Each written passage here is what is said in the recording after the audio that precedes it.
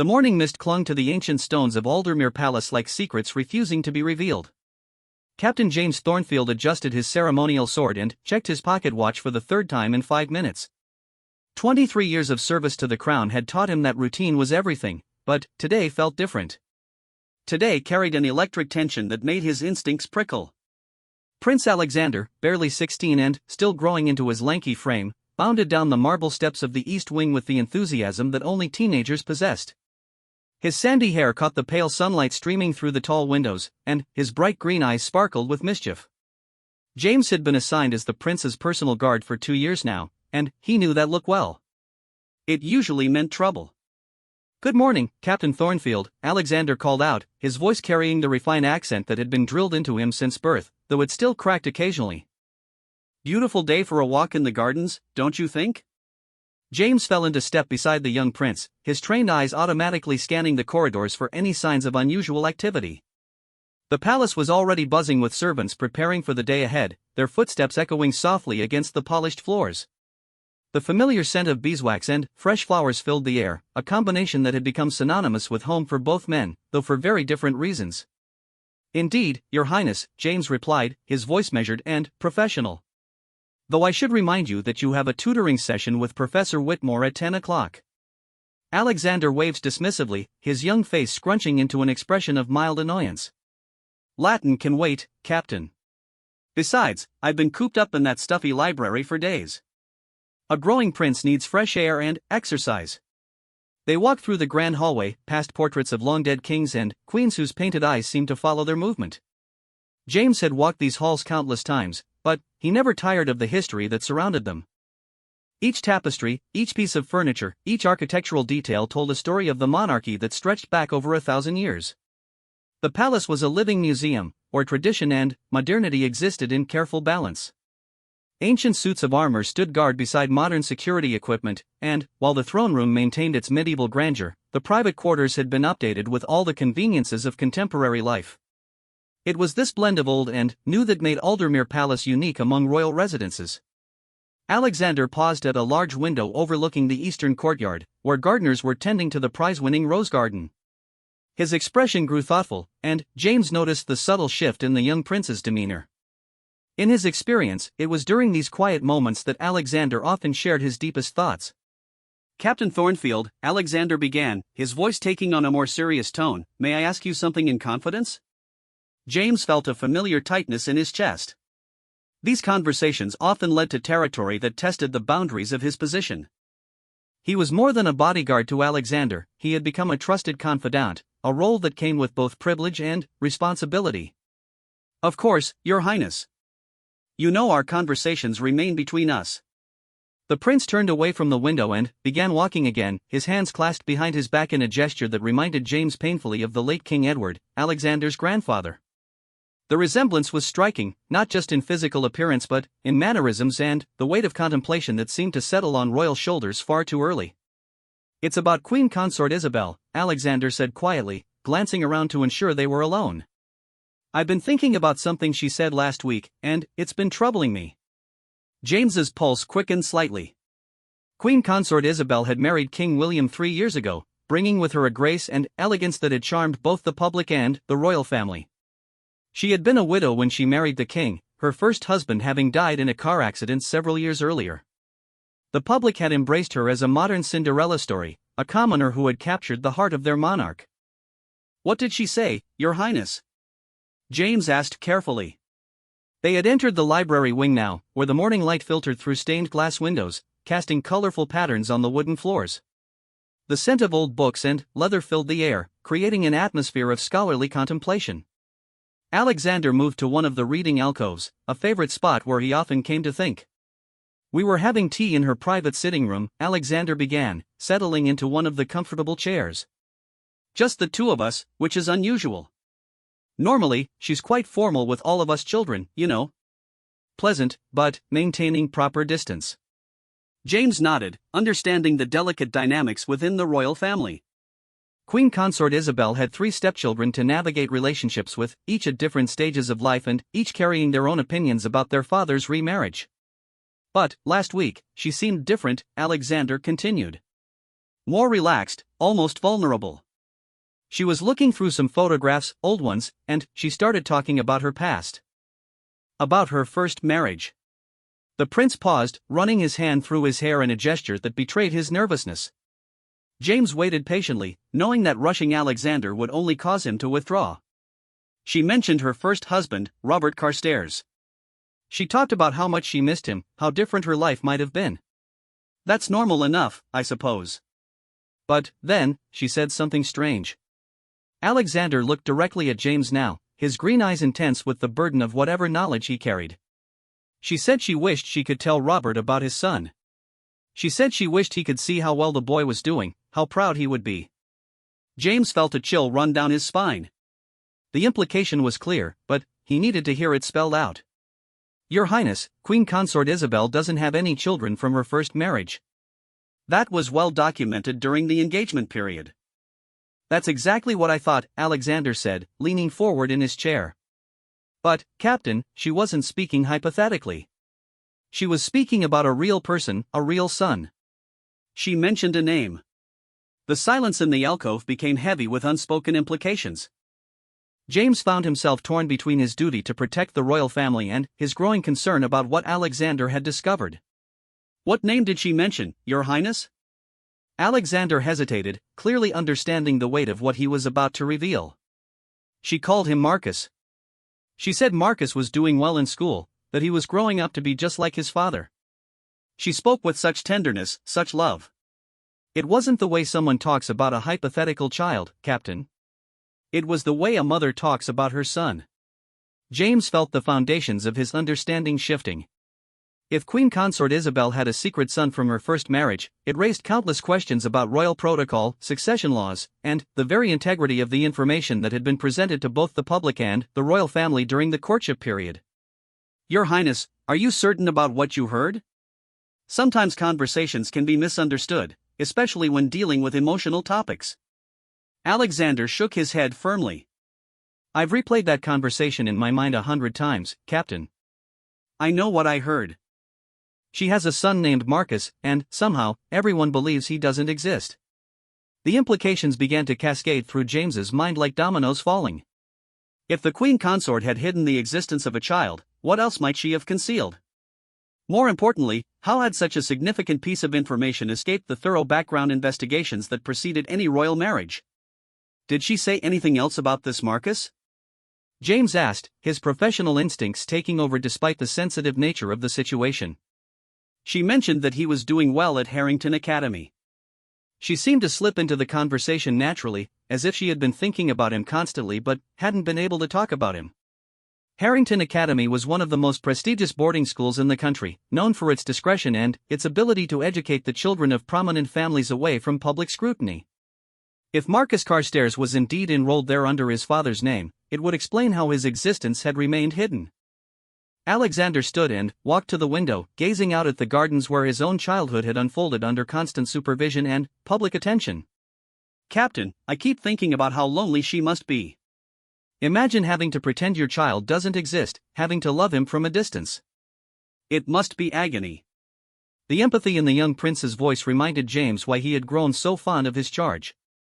Despite his privileged upbringing, Alexander possessed a deep well of compassion and an understanding of human nature that went beyond his years. But why would she hide him? Alexander continued.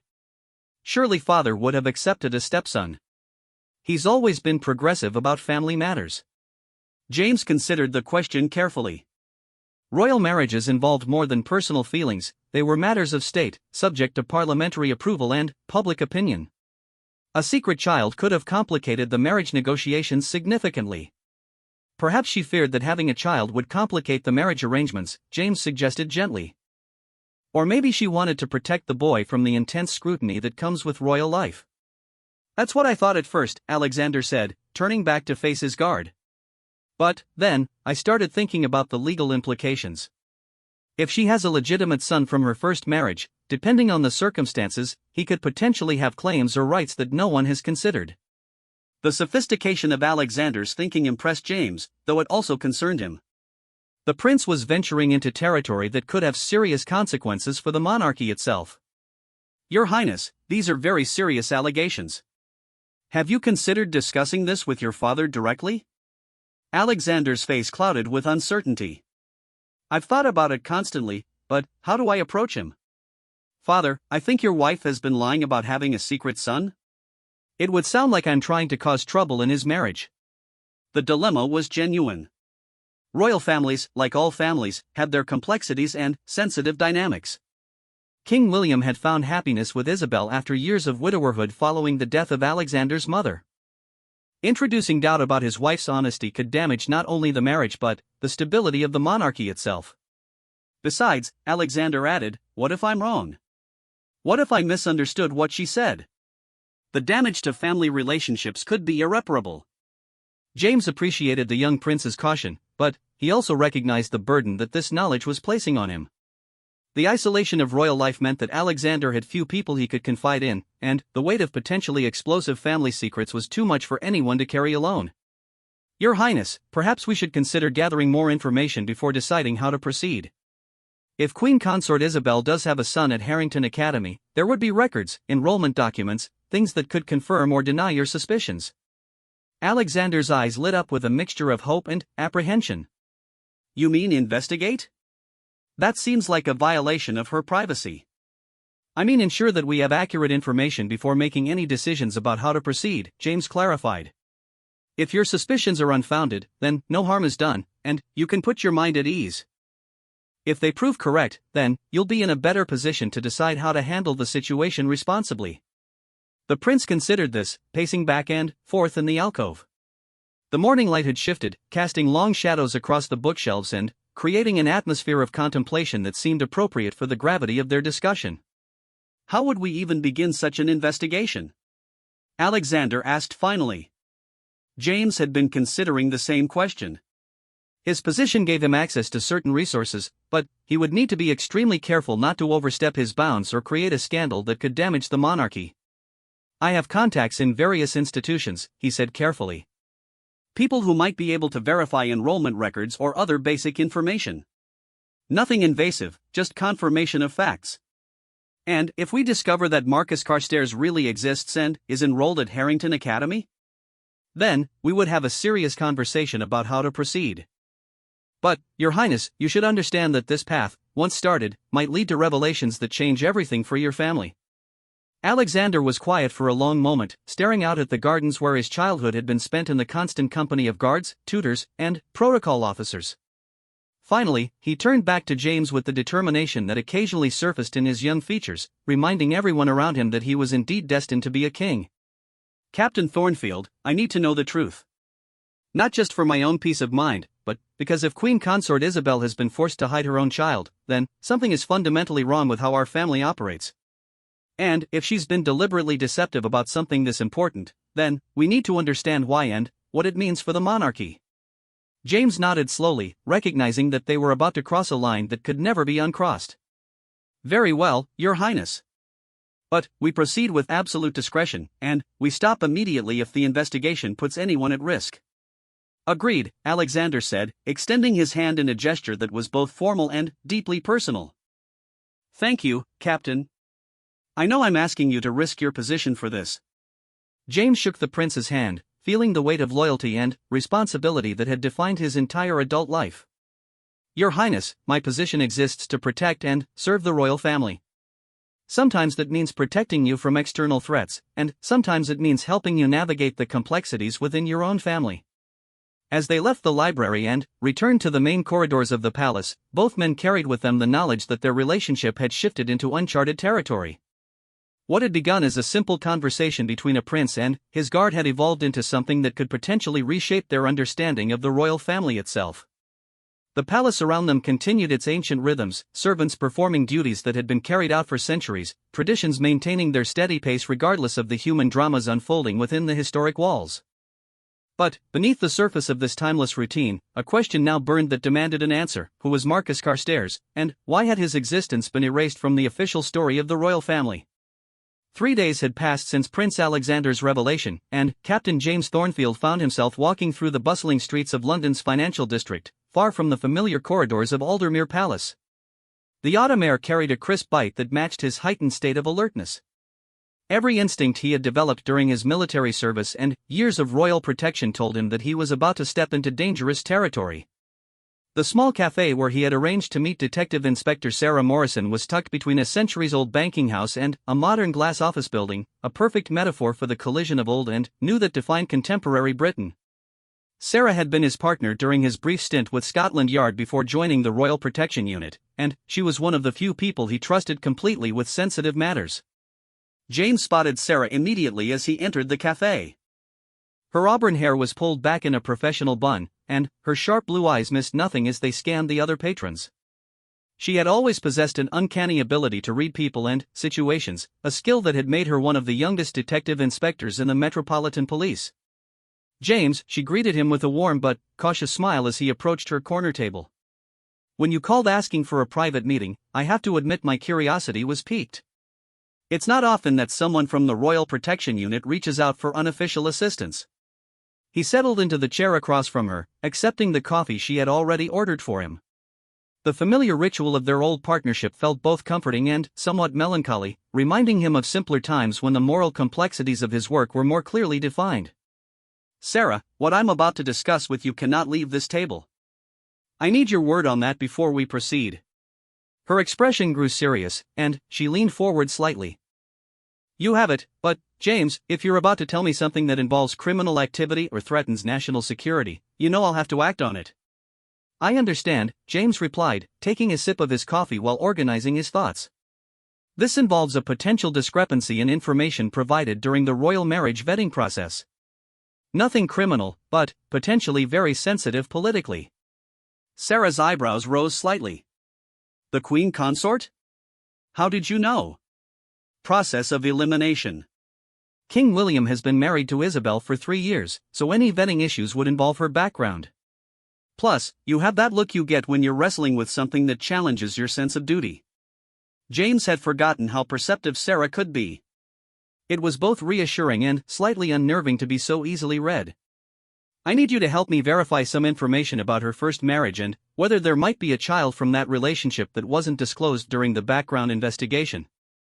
Sarah was quiet for a moment, processing the implications. James, you're talking about investigating the Queen Consort of England. The potential ramifications if this goes wrong are enormous. I know. But, if there's a child who's been hidden from the royal family, there could be even bigger ramifications if the truth comes out through other channels. What makes you think there might be a hidden child? James had rehearsed this explanation, knowing he needed to provide enough information to justify the investigation without betraying Alexander's confidence completely. There have been some inconsistencies in conversations and references that suggest Queen Consort Isabel may have a son from her first marriage who wasn't acknowledged during the vetting process. I need to either confirm or dismiss these suspicions before deciding how to proceed. Sarah studied his face carefully, clearly trying to read between the lines of his careful explanation. Who brought these inconsistencies to your attention? Someone in a position to overhear private conversations and who has expressed concern about the implications for the royal family. Someone you trust? Completely. Sarah nodded slowly, accepting that he wouldn't provide more specific details. Their professional relationship had always been built on trust and respect for necessary boundaries. What kind of verification are you looking for? Basic facts. Robert Carstairs, Queen Consort Isabel's first husband, died in a car accident 6 years ago. The official story is that they had no children together. I need to know if there are any records of a child named Marcus Carstairs, possibly enrolled at Harrington Academy. Harrington Academy, Sarah repeated thoughtfully. That's where the children of people who value privacy send their offspring. Very discreet, very expensive, very good at keeping secrets. Exactly why it would be the perfect place to hide a royal stepchild. Sarah pulled out her phone and began making notes. I can check birth records, enrollment records, even financial records if necessary.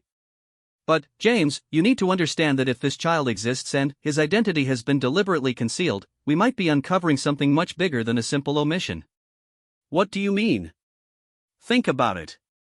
If Isabel Carstairs had a son when she married King William, someone made the decision to hide his existence.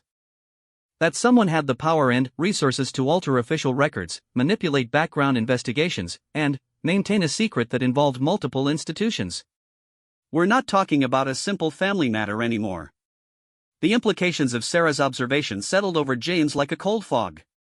He had been thinking about this as a personal family issue, but she was right. The level of coordination required to hide a child from royal background investigators suggested something much more organized and, potentially more sinister. How long would it take you to gather the basic information? Give me 48 hours. I have contacts at the General Register Office who can check birth and death records discreetly. Harrington Academy will be trickier, but I know someone who works in their administrative office. Sarah, I need you to understand that this investigation has to be completely unofficial. If word gets out that we're looking into this, it could create a scandal that damages the monarchy regardless of what we find. I understand. But, James, you need to prepare yourself for the possibility that we might find something that forces your hand. If there's a hidden royal heir, that's not something you can simply choose to ignore. The weight of that reality pressed down on James as he considered the potential consequences. Prince Alexander had been right to be concerned, but neither of them had fully grasped the scope of what they might be uncovering. There's something else you should consider, Sarah continued. If this child exists and his identity has been hidden, ask yourself why. What was so dangerous about acknowledging his existence that it required such elaborate concealment? James finished his coffee, tasting the bitter dregs at the bottom of the cup. I'll be at this number for the next 48 hours. Call me as soon as you have anything. They parted ways outside the cafe, and James made his way back toward the palace through the busy London streets.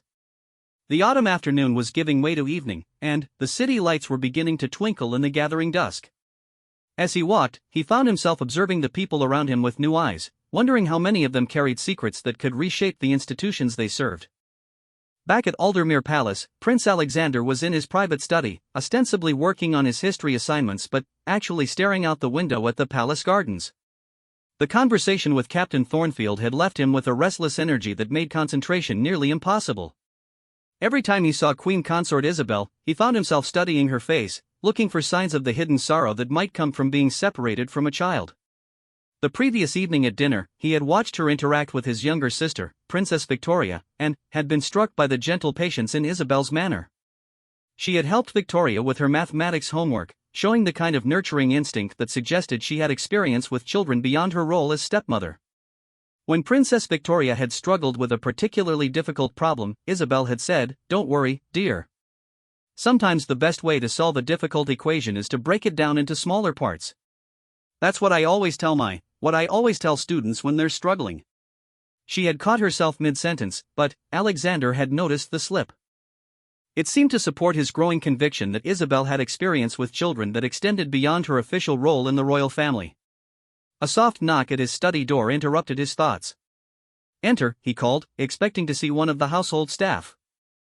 Instead, Queen Consort Isabel herself appeared in the doorway, elegant as always in a simple but beautifully tailored dress that complemented her dark hair and warm brown eyes. "Alexander, I hope I'm not disturbing you," she said with the careful politeness that characterized all her interactions with her stepchildren. "Not at all, Your Majesty. Please, come in." She entered the study and glanced around at the books and papers scattered across his desk. "Your tutor mentioned that you've been having some difficulty concentrating lately. I thought perhaps we might have a conversation about it." Alexander felt his pulse quicken. This was exactly the kind of opportunity he had been hoping for, but now that it was here, he wasn't sure how to proceed. "I've just had a lot on my mind recently," he said carefully. Isabel took a seat in one of the comfortable chairs near the fireplace, gesturing for him to join her. The informal setting felt different from their usual interactions, which were typically conducted in more formal spaces with other family members present. "Sometimes it helps to talk about what's troubling us," she said gently. "I know that being a prince comes with unique pressures that most people can't understand, but I want you to know that I'm here if you need someone to listen." There was something in her tone that reminded Alexander of the tenderness he had heard when she spoke about Marcus. For a moment, he considered telling her everything, asking her directly about the son he suspected she was hiding. But caution won out over impulse. "It's nothing specific," he said instead. "Just the usual concerns about the future, about living up to expectations." Isabel nodded understandingly. "I remember feeling that way when I was your age. The weight of other people's expectations can feel overwhelming sometimes. Did you always know what you wanted from life? Alexander asked, genuinely curious about her perspective. Goodness, no, she laughed softly. When I was 16, I thought I might become a teacher. I loved working with children, helping them discover their potential. Life has a way of taking us in directions we never expected. Do you regret not becoming a teacher? Something flickered across her face, a shadow of emotion that was there and gone so quickly that Alexander almost missed it. I still get to work with young people, she said carefully. In different ways, of course.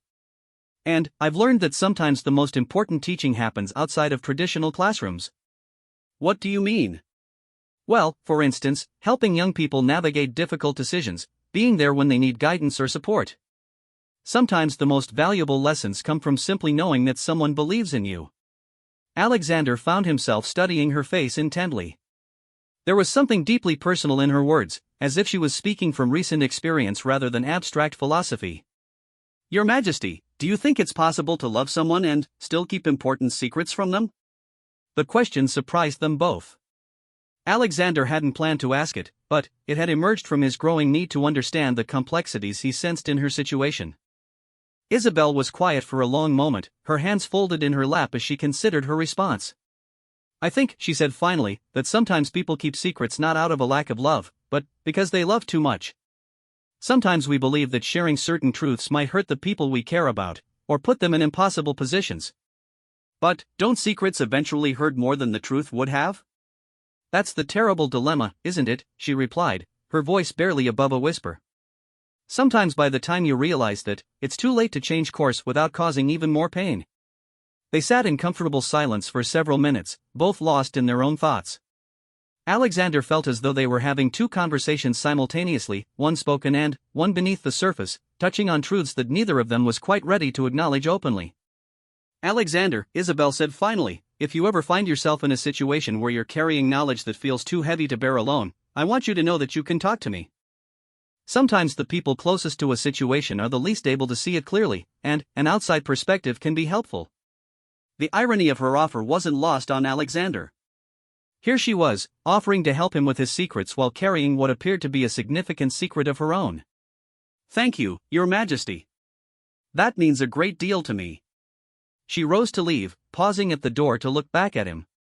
Alexander, whatever is troubling you, remember that every family has complexities that outsiders never see.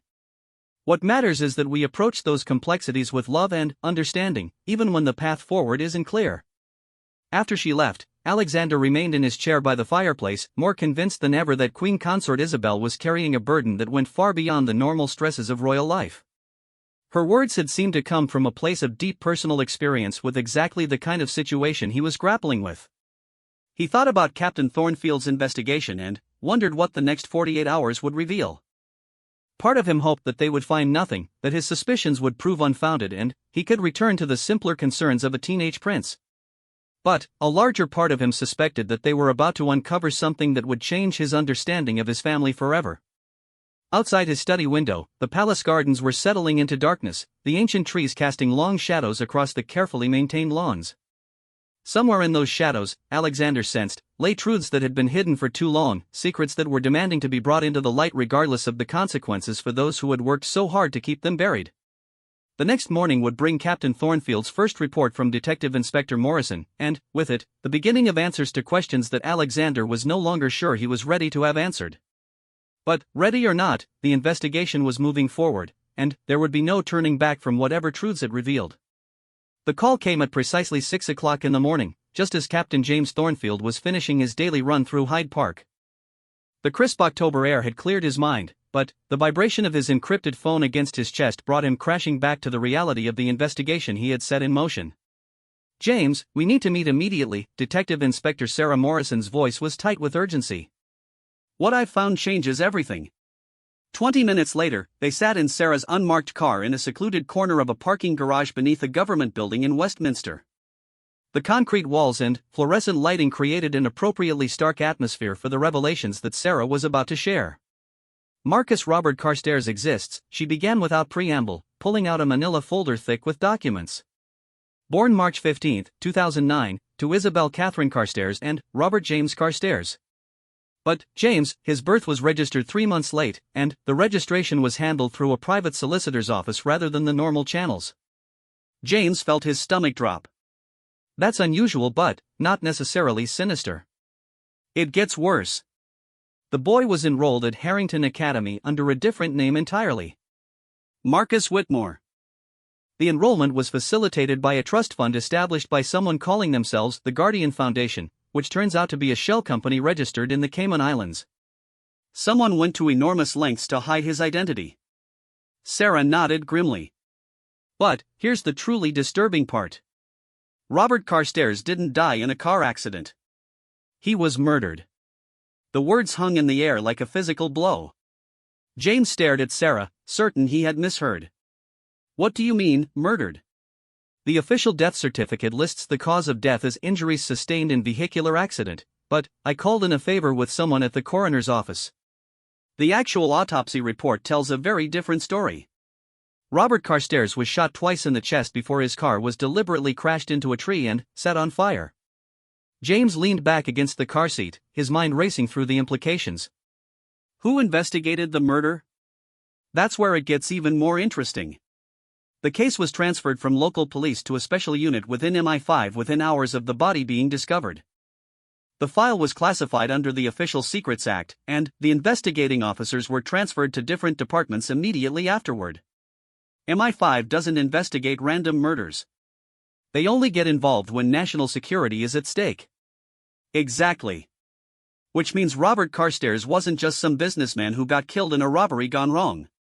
He was involved in something that threatened state security, or he knew something that made him dangerous to very powerful people. James thought about Queen Consort Isabel, trying to reconcile the elegant, soft-spoken woman he knew with someone whose husband had been murdered by intelligence services. Do we know what Robert Carstairs did for a living? Sarah consulted her notes. Officially, he was a financial consultant specializing in international investments.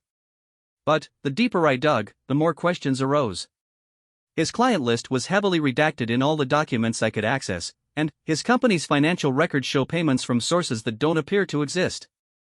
Money laundering? Possibly.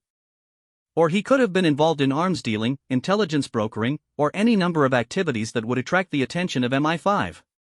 The point is, he wasn't the simple businessman that was presented to the public during the royal courtship. James stared out at the concrete walls of the parking garage, feeling as though the investigation had spiraled far beyond anything he had anticipated. What had begun as a question about a hidden stepchild had become something involving murder, international finance, and state security. Sarah, if Robert Carstairs was killed by intelligence services, and his wife later married the King of England, we're not dealing with a family secret anymore. We're dealing with a potential threat to the monarchy itself. That's exactly what I'm afraid of. James, what if Isabel Carstairs didn't just happen to meet and fall in love with King William? What if their entire relationship was orchestrated by someone who wanted to place an asset close to the crown? The possibility was too terrifying to contemplate fully. If Queen Consort Isabel was not who she appeared to be, if her marriage to the king was part of some larger conspiracy, then the very foundations of the British government could be compromised. We need more information, James said finally. Do we know anything about this Guardian Foundation that's been supporting the boy? I'm working on tracing the money, but these offshore companies are designed to be nearly impossible to penetrate. What I can tell you is that Marcus Carstairs, now calling himself Marcus Whitmore, is an exceptional student at Harrington Academy. Honor roll, captain of the debate team, fluent in 4 languages including Russian and Mandarin. Unusual language choices for a typical British schoolboy. Very unusual. And here's something else interesting. According to my contact at Harrington, Marcus receives regular visits from someone claiming to be his uncle, but the visitor never provides identification and always pays for extended private meetings in cash. James felt pieces of a puzzle clicking together, forming a picture that he desperately didn't want to see clearly. Sarah, I need you to find out everything you can about these visitors. Description, timing of visits, anything that might help us understand who's been maintaining contact with this boy. Already on it. But, James, you need to prepare yourself for the possibility that we're uncovering something much bigger than a hidden royal stepchild.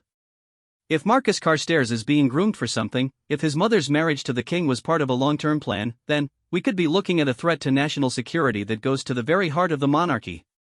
Meanwhile, at Aldermere Palace, Prince Alexander was struggling through his morning Latin lesson with Professor Whitmore, unable to concentrate on verb conjugations when his mind was consumed with thoughts about the investigation Captain Thornfield had initiated. Every time he looked at the elderly professor's kind face, he wondered if there was any connection to Marcus Whitmore, the name that the mysterious boy was apparently using. "Your Highness, you seem particularly distracted today," Professor Whitmore observed gently. "Perhaps we might take a brief break and discuss whatever is troubling you." Alexander looked up at his tutor with new interest. Professor Edmund Whitmore had been teaching at the palace for over a decade, hired personally by the late King Edward to ensure that the royal children received the finest classical education. He was a man of impeccable reputation and discretion, but Alexander suddenly wondered how much he really knew about the elderly scholar's background. "Professor Whitmore, may I ask you a personal question?" "Certainly, Your Highness." "Do you have any family? Children or relatives that you're particularly close to?" The professor's expression grew thoughtful, and Alexander noticed a slight hesitation before he responded. "I have a nephew who is quite dear to me. A brilliant boy, though circumstances have made our relationship somewhat complicated." Alexander's pulse quickened. "What kind of complications?" "Family matters, Your Highness. Sometimes the adults in a child's life make decisions that they believe are in the child's best interest, but which result in difficult separations." "Is your nephew at school?" "Yes, at a rather exclusive institution. Harrington Academy, actually. Perhaps you've heard of it?" Alexander felt as though the ground had shifted beneath his feet. The coincidences were too numerous to ignore. Professor Whitmore had a nephew at Harrington Academy. Marcus was enrolled there under the name Whitmore, and the professor himself worked daily within the royal household. "Professor, what is your nephew's name?" The elderly man's face grew careful, and Alexander could see him weighing his response. "His name is Marcus, Your Highness. Marcus Whitmore." The admission hung between them like a confession. Alexander stared at his tutor, realizing that he had just stumbled onto a connection that could explain how Marcus Carstairs had remained hidden while still maintaining contact with the royal household. "Professor Whitmore, is there something you think I should know about Marcus?" The old man was quiet for a long moment, his hands folded carefully in his lap. When he spoke, his voice carried the weight of years of carefully maintained secrecy.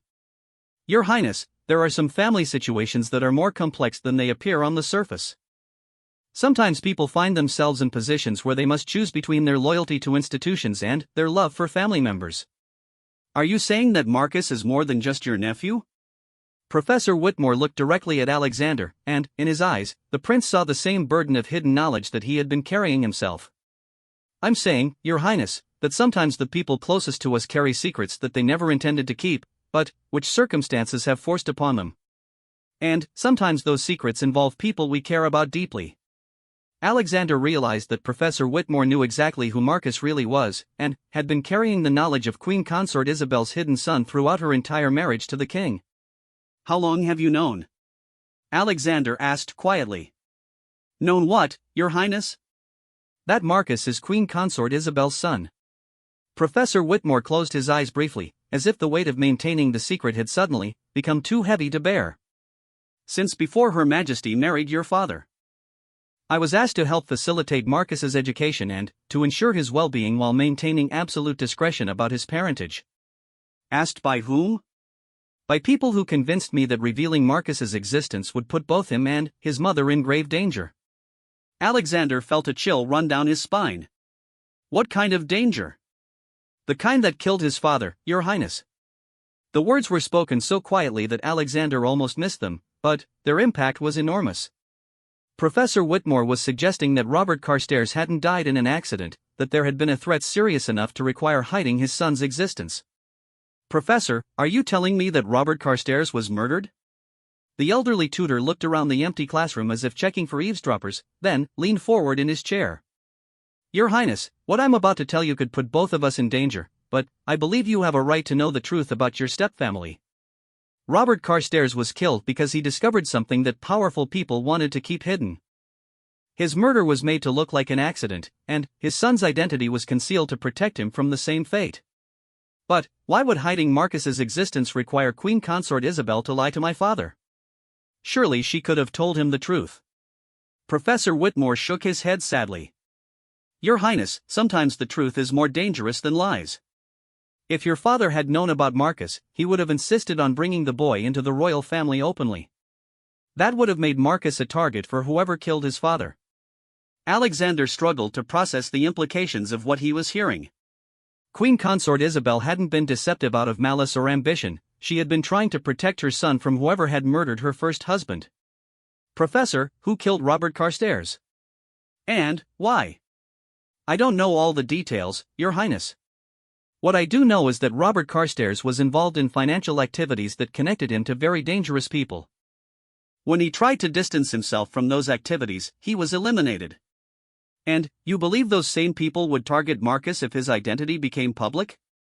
I believe, Your Highness, that there are people who would see Marcus as either a threat or a tool, depending on their objectives. Keeping him hidden has been the only way to ensure his safety. Alexander stood and walked to the window, looking out at the palace gardens where his own childhood had unfolded in relative security. The thought that a boy his own age was living in hiding, separated from his mother, because of threats against his life, filled him with a mixture of anger and compassion. Professor Whitmore, does Captain Thornfield know about any of this? I don't believe so, Your Highness. The circle of people who know the truth about Marcus has been kept deliberately small. Alexander turned back to face his tutor, making a decision that he hoped he wouldn't regret. Professor, Captain Thornfield is investigating Marcus's existence on my behalf. I think it's time we brought him into this conversation fully. Whatever danger Marcus and Queen Consort Isabel are facing, we need to understand it completely if we're going to help them. Professor Whitmore nodded slowly. Very well, Your Highness. But, you should understand that once Captain Thornfield knows the full truth, there will be no going back. The knowledge will force him to make choices about his duty to the crown versus his duty to protect innocent people. Then, we'll help him make those choices, Alexander said with determination. Because if there are people threatening members of my family, even hidden members, then, they're threatening the monarchy itself. And, that's something we can't allow. As Alexander spoke, he felt the weight of future kingship settling on his shoulders more heavily than ever before. The simple question about a hidden stepbrother had evolved into something that challenged the very nature of royal duty and family loyalty. But, he was no longer the uncertain teenager who had first confided in Captain Thornfield. The revelations of the past few days had forced him to grow up quickly, and he was ready to face whatever consequences came from pursuing the truth. Outside the classroom window, storm clouds were gathering over London, matching the turbulent emotions swirling within the palace walls. Soon, Captain Thornfield would return with his own disturbing discoveries, and the three men would have to decide how to proceed with knowledge that could either save or destroy the royal family they had all sworn to serve. The emergency meeting convened in Professor Whitmore's private study at 11 that evening, long after the palace had settled into its nightly routine. Captain James Thornfield arrived first, his face grim with the weight of Detective Inspector Morrison's discoveries. Prince Alexander entered moments later, followed by Professor Whitmore, who locked the door behind them and drew the heavy curtains across the windows. The study was a sanctuary of ancient books and comfortable furniture, illuminated by warm lamplight that created an atmosphere of scholarly intimacy. Under normal circumstances, it would have been a perfect setting for quiet academic discussion. Tonight, it felt like a war room where three men would decide the fate of the British monarchy. Gentlemen, James began without preamble, what I'm about to share with you will change everything we thought we knew about Queen Consort Isabel and her family. Professor Whitmore, Prince Alexander tells me that you have information that may corroborate what my investigation has uncovered. Professor Whitmore nodded solemnly. Captain Thornfield, I have been Marcus Carstairs' unofficial guardian for the past 3 years, managing his education and well-being while maintaining his hidden identity. What have your sources discovered? James opened his briefcase and withdrew Sarah's file. Robert Carstairs was murdered by persons unknown, possibly connected to intelligence services. His death was disguised as a car accident, and the investigation was immediately classified under the Official Secrets Act. Marcus has been living under the name Marcus Whitmore at Harrington Academy, supported by an untraceable offshore trust fund. That confirms what I suspected, Professor Whitmore said quietly. The people who arranged for Marcus's protection told me that his father had been eliminated because of his involvement in activities that threatened certain powerful interests. Prince Alexander leaned forward in his chair. What kind of activities? And Who were these people who arranged Marcus's protection? Professor Whitmore hesitated, clearly weighing how much to reveal. Your Highness, Robert Carstairs was a financial consultant who specialized in moving money for clients who valued extreme discretion. Some of those clients were legitimate businessmen seeking privacy for legal transactions. Others were not. Arms dealers? Terrorists? James asked bluntly. Among others, yes. But Robert had grown increasingly uncomfortable with the moral implications of his work, especially after Marcus was born. He had begun to distance himself from his more questionable clients and was considering exposing some of their activities to authorities. James felt pieces of the puzzle clicking into place. Someone killed him before he could become a whistleblower. Precisely. And they would have killed Isabel and Marcus as well if certain people hadn't intervened to protect them. What people? Alexander demanded. Professor Whitmore was quiet for a long moment, then spoke with obvious reluctance. Your grandfather, the late King Edward, and certain members of the intelligence community who were investigating the same criminal networks that Robert Carstairs had been working for. The revelation hit the room like a physical blow. Prince Alexander stared at the professor in shock, while James struggled to process the implications. Are you telling us that King Edward knew about Marcus all along? Alexander asked, his voice barely above a whisper. Your grandfather was approached by intelligence officials who explained that Robert Carstairs had been providing them with information about international money laundering operations. When Robert was killed, they came to King Edward for assistance in protecting his family. James leaned back in his chair, his mind racing. That's why the murder investigation was classified. It wasn't just about protecting state secrets, it was about protecting ongoing intelligence operations. King Edward agreed to help, but only on the condition that Marcus and Isabel would be kept completely separate from royal life until the threats against them were neutralized. The plan was for Isabel to remain hidden for several years while the intelligence services dismantled the criminal networks that had killed her husband.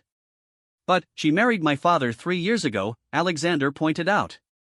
What changed? Professor Whitmore's expression grew even more grave. The intelligence services believed they had successfully eliminated the primary threats. King Edward was dying, and he was concerned about Isabel's future security. When King William met her at a charity function, it seemed like providence. Your father could provide her with protection that went beyond anything the intelligence services could offer. But they never told him about Marcus, James observed. King Edward believed it was safer to maintain Marcus's hidden status until he reached adulthood. The plan was to gradually introduce the truth after the threats were completely eliminated and Marcus was old enough to understand the security implications of his identity. Alexander stood and began pacing the small study, his agitation evident. So my father has no idea that his wife has been living with this enormous secret for their entire marriage. He doesn't know about Marcus, about the murder, about any of it. That's correct, Your Highness. And the burden of that secret has been slowly destroying your stepmother. She loves your father deeply, but she's terrified of what revealing the truth might do to him and to the monarchy. James consulted his notes from the meeting with Sarah. Professor, my sources indicate that Marcus has been receiving regular visits from someone claiming to be his uncle. Is that you? Yes. I've been serving as the liaison between Marcus and his mother, ensuring that he understands why they must remain separated while maintaining their emotional connection. How has Marcus handled all of this? Professor Whitmore's face softened with obvious affection. He's a remarkable young man, Captain. Mature beyond his years, intelligent, and surprisingly understanding of the sacrifices his mother has made to protect him.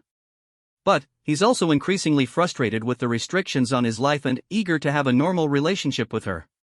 What kind of restrictions? Alexander asked. He can never leave school grounds without escorts. His communications are monitored. He can't form close friendships because he can't share basic facts about his family. He's essentially living in a gilded prison, and he's beginning to question whether the threat to his safety justifies the isolation. James made notes as the professor spoke, building a clearer picture of the complex web of secrecy surrounding Marcus's situation. Professor, have there been any recent indications that the threats against Marcus or Queen Consort Isabel have returned? That's what concerns me most, Captain.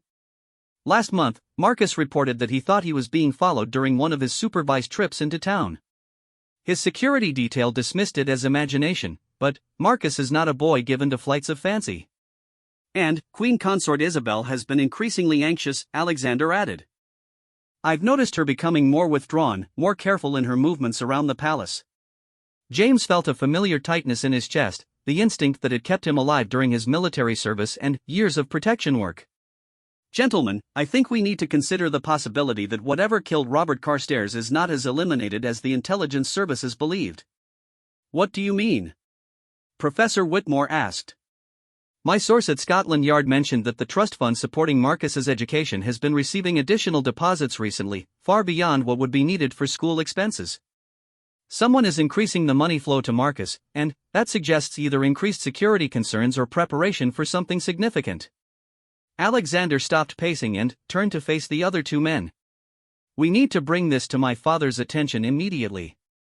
Whatever the original reasons for keeping him in the dark, the situation has become too complex and potentially too dangerous to continue without his knowledge. Professor Whitmore shook his head. Your Highness, revealing this information to King William could put him in an impossible position. If there are still active threats against Marcus and Isabel, his natural instinct will be to bring them both into the full protection of the crown. That could make them more visible targets than they are now. But continuing to keep him ignorant could be even more dangerous, James pointed out. If these threats are real and increasing, Queen Consort Isabel needs the full resources of royal protection, not just whatever arrangements the intelligence services made years ago. The three men sat in tense silence, each considering the weight of the decision they were facing. Outside the study windows, London slept peacefully, unaware that a conversation in a palace room could potentially reshape the monarchy. There's something else we need to consider, Alexander said finally. If we tell my father about Marcus, we also have to tell him about the murder, about the intelligence operations, about everything. Are we prepared to trust him with information that could compromise ongoing national security matters? Your Highness, Professor Whitmore said gently, your father is the King of England. If anyone has the right to know about matters affecting national security and his own family, surely it's him. James had been thinking about the same issue.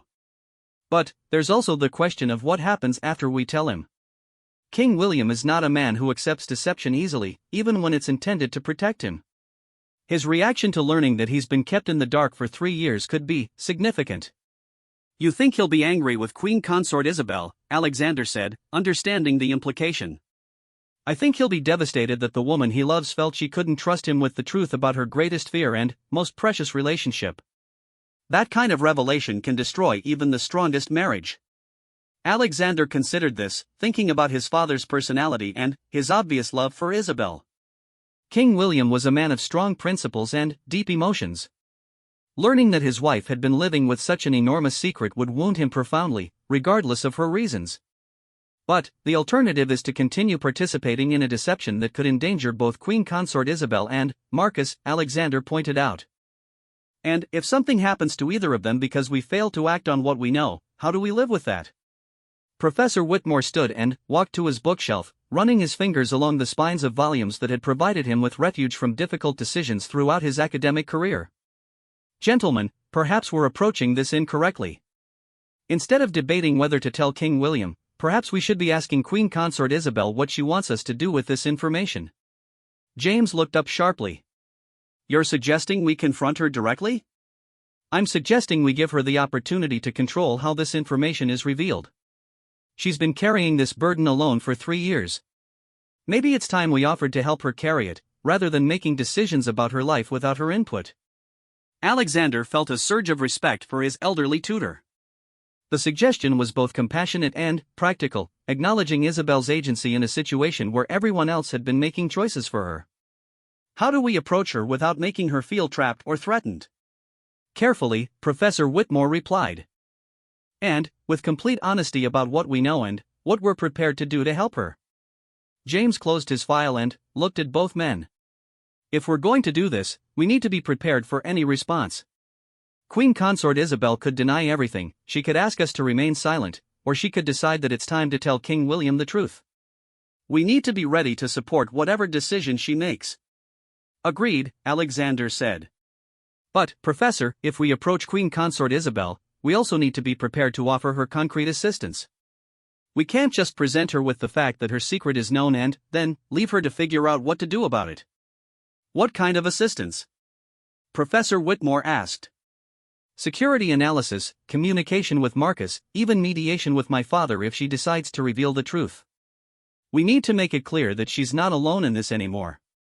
James nodded his agreement. And, we need to move quickly. If there are increased threats against Marcus or Isabel, every day we delay could be dangerous. The three men looked at each other, recognizing that they had reached a point of no return. Tomorrow, they would approach Queen Consort Isabel with the knowledge that could either liberate her from years of secretive burden or destroy the carefully constructed protection that had kept her son alive. As they prepared to leave Professor Whitmore's study, each man carried with him the weight of responsibility for decisions that would affect not only a hidden boy and his mother, but the stability of the monarchy itself. The simple question that had started Prince Alexander's investigation had evolved into something that challenged the very nature of royal duty, family loyalty, and the price of protection in a world where powerful interests would kill to protect their secrets. The storm that had been gathering over London all evening finally broke as they stepped into the palace corridors, rain lashing against the ancient windows like an omen of the turbulence that lay ahead.